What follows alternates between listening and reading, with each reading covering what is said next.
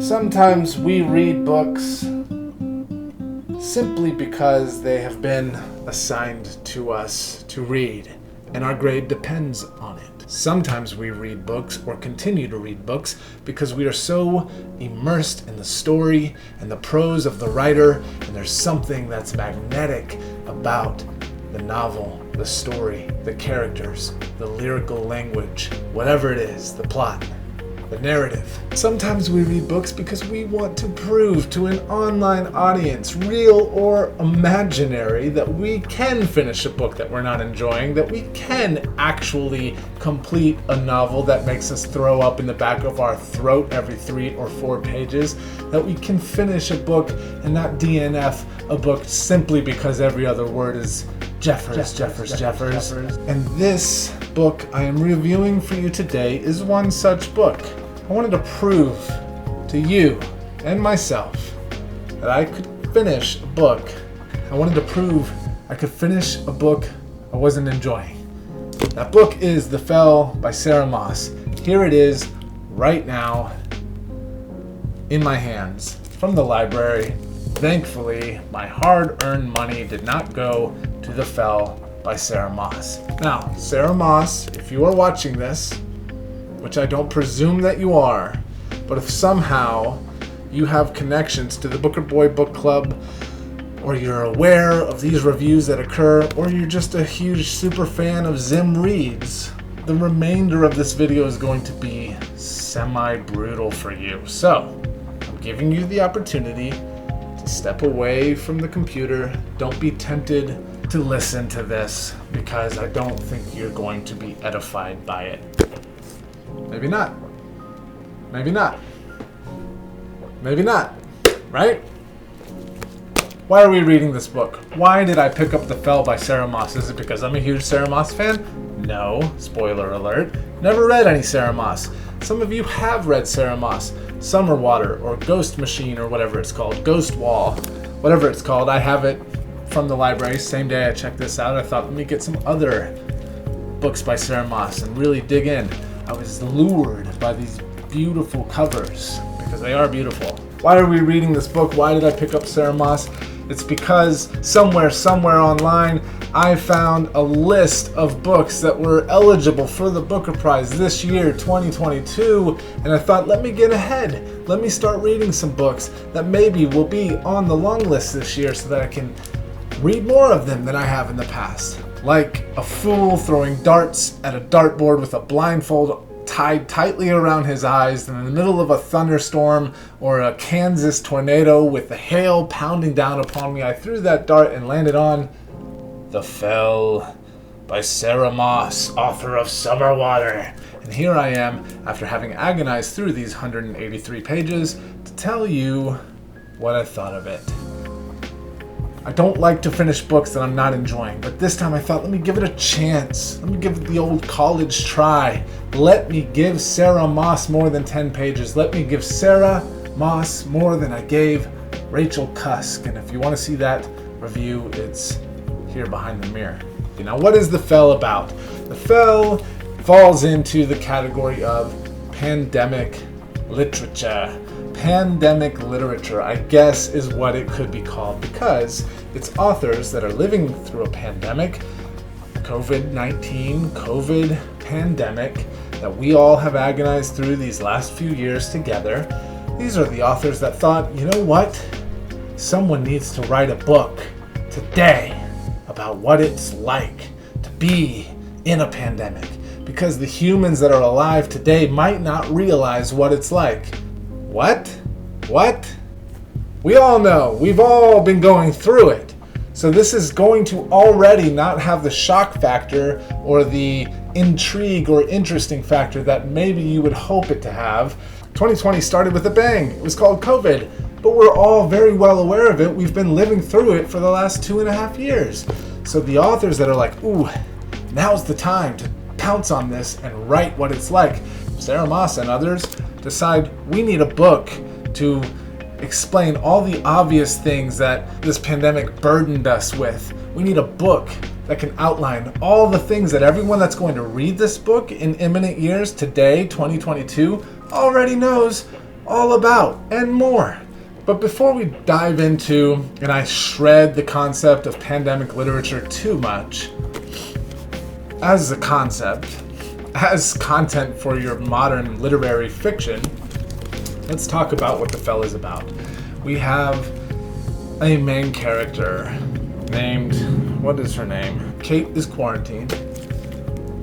Kate decides she can't take it anymore, so she goes on a walk up the hill to the Fells. It's apparently like a national park that is characterized by these beautiful mountains, and they're called the Fells. Excuse my babbling about what it is. I've never heard of the Fells. What is the book about? Kate goes on a walk. Then Kate falls. She talks to a raven for a while. Her family is worried, and then she's rescued. That is what the book is about. That is the book in a nutshell. Now, is that a problem that the plot is not super dynamic? No, absolutely not. Because we as humans know that as much as there is to tell of an epic and macro story, there are human nuances and subtleties that matter to be written about on the micro scale, over a few days, over a few hours, over an afternoon, over an evening. We know that the human story is not made significant only at the macro epic level, and there is a place for those stories. We also know and are finely in tune with the fact that the minor details and our minor experiences and our moments, our seconds, our minutes can be as significant and earth-shattering, tragic, grievous, joyful, entertaining. We know and are in tune with that fact. So it doesn't matter that the book is over a short period of time. Of course not. I have no issue with the lack of plot with this book. What I have issue with is if you're going to write a book that is so limited in plot, then you have to make up for it somewhere. You have to engage the reader in a different way, and you have to offer us something that matters and dignifies the moments that you're spanning with something that is significant to us, the reader. What we have instead are 4 characters whose heads we enter, and we listen to the stream of conscious brain dump of Sarah Moss into each of these characters. We have Kate, the one who goes on a walk. We have her son, her teenage son that is waiting for her and doesn't know where she is. We have her neighbor, Alice, who saw her leave and is worried about her and worried about her son. And we have the rescue worker that gets called and is on the Fells with the rescue team looking for Kate. Those are the people we have. And the way Sarah Moss has designed this book is such that each chapter we change and we jump into the mind of another character out of these 4 characters, and we see glimpses. She gives us the glimpses of what they're doing and what they're thinking, and it's all orbiting around their worry for Kate and where is she and what has happened and what happened. Now, there's a lot that Sarah Moss could have done with this. The main problem I had from the beginning, almost 2 or 3 pages in, was the prose style. To me, Sarah Moss gives us something that I would term lazy writing. I'm sorry, Sarah, but you gave us a lazily written novel. You give us the stream of conscious of your own thoughts that are highly unrelatable at times and give themselves away as lazy stream of conscious writing. We're not entering into the grief of these characters at the level that you had set the table and promised to allow us to feast at. Whatever came to your mind that you thought was significant enough, it's like reading teenage poetry. And I'll give you an example off the top of my head. I will give you a stream of conscious example. I was walking through the woods today, and the leaves were blowing in the wind. Although the wind wasn't blowing as hard as it has been before. I remember Grandpa telling us stories about how the wind would blow and blow when he was raised and growing up in Scotland, a country that we very rarely know anything about in America because we never dive into exploring the history and geography of other places, which is such a shame, Grandpa used to say, because there was so much to learn from those men that would tend to the sheep on on the Scottish hillsides and make their tweed jackets and drink their Scotch whiskey, which of course I didn't try until I was 23 years old because I never had the taste for Scotch, even though I had already enjoyed bourbon and Irish whiskey. Scotch was a little bit at arm's length, and I stiff-armed it a little bit, something I regretted so much when I finally met my friend who really loved Scotch and I didn't have anything to say, which isn't that uncommon anyway when we have friendships. It's this kind of crap that is page after page in The Fell by Sarah Moss. Page after page. Sarah Moss gives us this stream of conscious brain dump.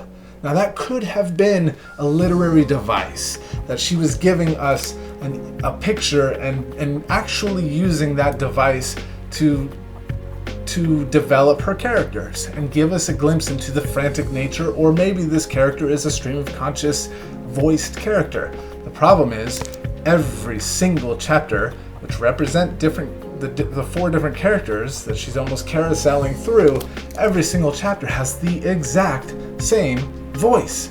These characters are not distinguished and distinct and given different voices. They are the exact same voice, which gives away the fact that they all represent Sarah Moss. Now, could this be?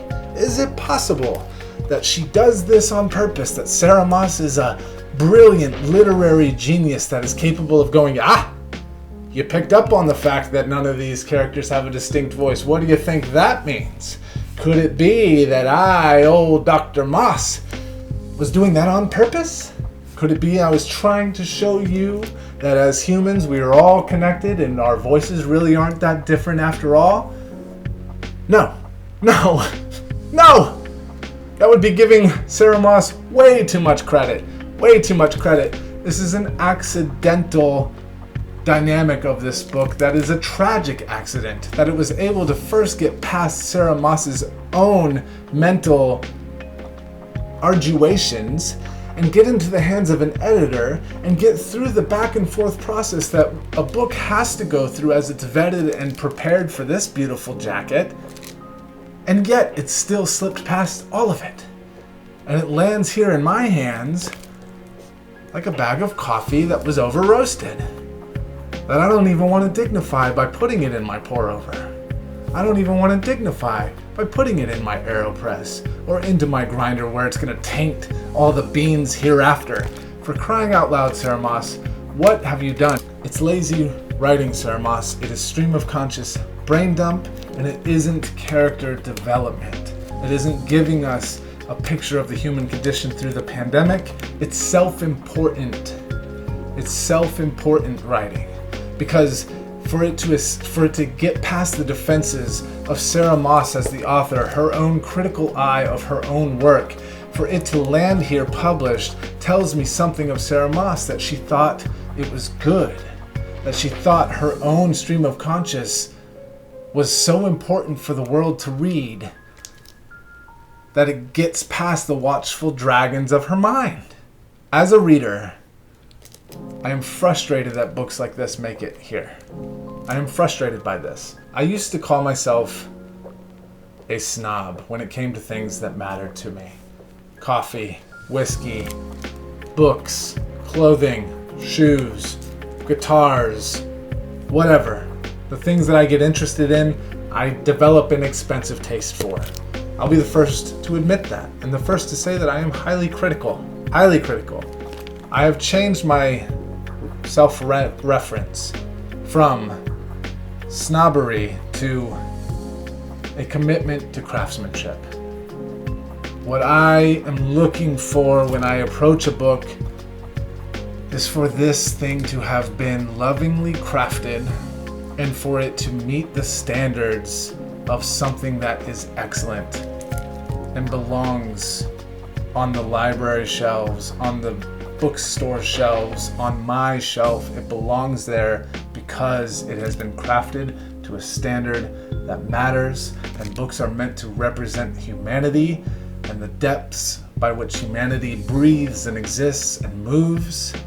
And Sarah Moss, you have given us a sad, tragic book, and I don't mean it in terms of content and plot and character. I mean it in terms of a representation of where literature is today and why reading modern literary fiction can be such a grab bag. It's the same for classic literature as well, though. But I will end with this. My rant about Sarah Moss and The Fell. If this makes the long list, I will be very disappointed. But the benefit of having read it before the long list is released means I will have one less book to agonize through come July 26th. If you've read Sarah Moss's newest book, The Fell, please leave a comment down below. Let me know what you thought of it. Hit the subscribe button if you will. Please share these videos with your friends if you like the content. And everyone, welcome to Booker 2022. Be forewarned, I am ready to put on my critic's hat, and I am judging these books to a standard of craftsmanship that matters, excellence and supremacy, all of it. I want good books on the list this year, and I'm not going to have mercy on any of the books that make it on that list. I hope The Fell fell off the list for the judges a long time ago.